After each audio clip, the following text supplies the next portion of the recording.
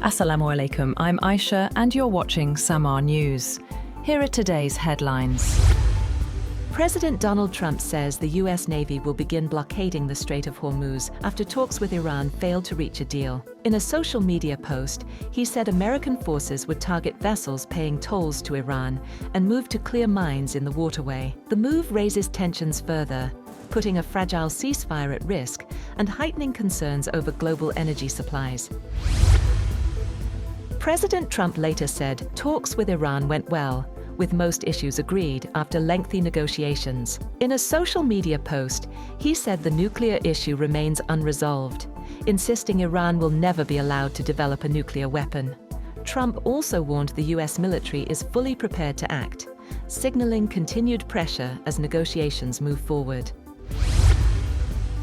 Meanwhile, Iran's Revolutionary Guards say any military vessels approaching the Strait of Hormuz will be treated as a violation of the ceasefire and dealt with decisively.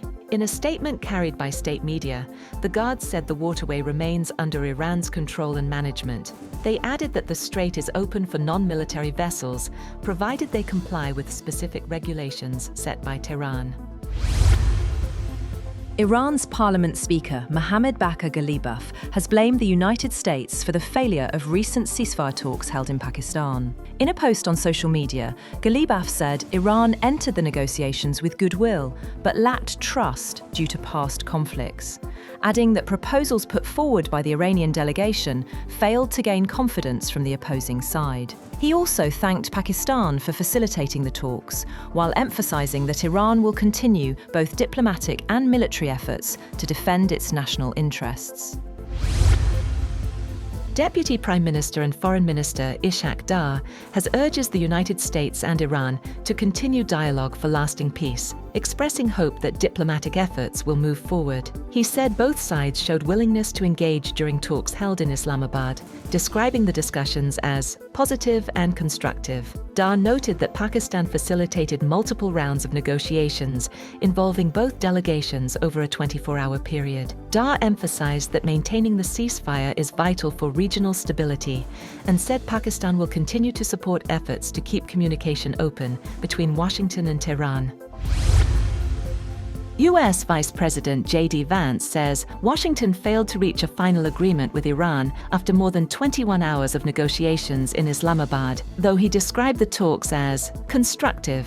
Vance said the U.S. is returning with its best offer and is awaiting Tehran's response, stressing that Iran must give clear assurances it will not pursue nuclear weapons. He added that Washington's proposals were simple and excellent, but Iran did not accept U.S. conditions. He thanked Pakistani leadership for hosting the talks and said Pakistan played a positive role in facilitating dialogue between the two sides.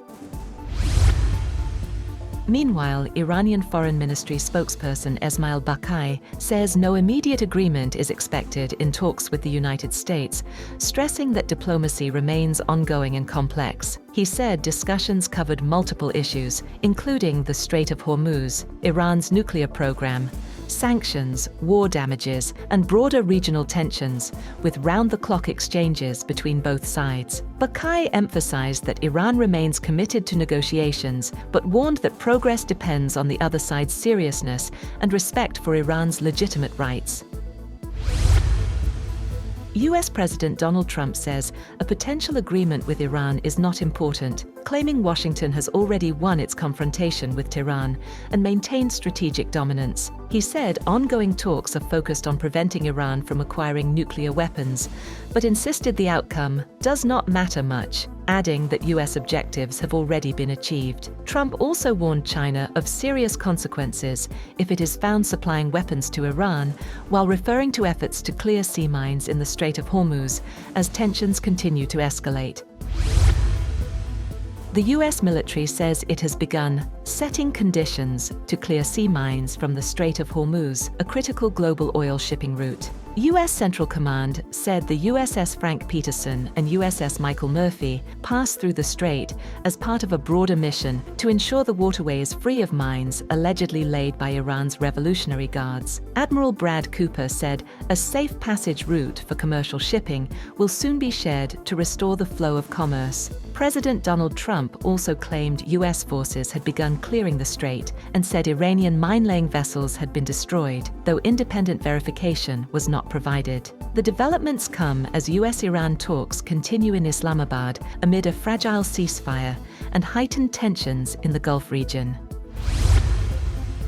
Iran says it expects to restore most damaged refining and distribution facilities to up to 80% capacity within 1 to 2 months. Deputy Oil Minister Mohammad Sadek Azimifar says repair work is underway, with part of the Lavan refinery set to resume operations within about 10 days. Other facilities are expected to come back online gradually as Iran works to recover from strikes on its energy infrastructure.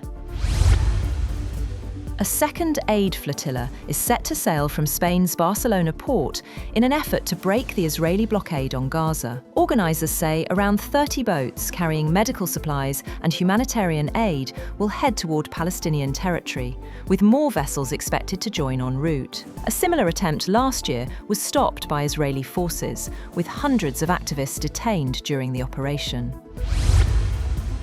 Israeli Prime Minister Benjamin Netanyahu says that Israel seeks a peace deal with Lebanon that will last for generations, ahead of ceasefire talks in Washington. He said Iran and its allies are fighting for survival amid broader regional tensions and ongoing US-Iran negotiations in Islamabad. Netanyahu added that Israel's military campaign is not over and vowed to continue operations, while claiming historic achievements have already been made.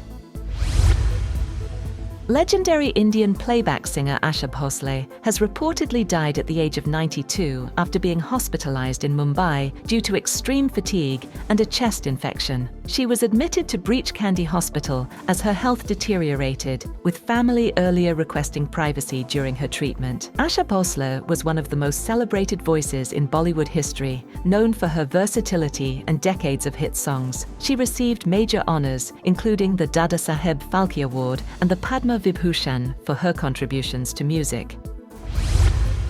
That's all for now. For more updates, visit www.samaa.tv. Thank you for watching Samaa News.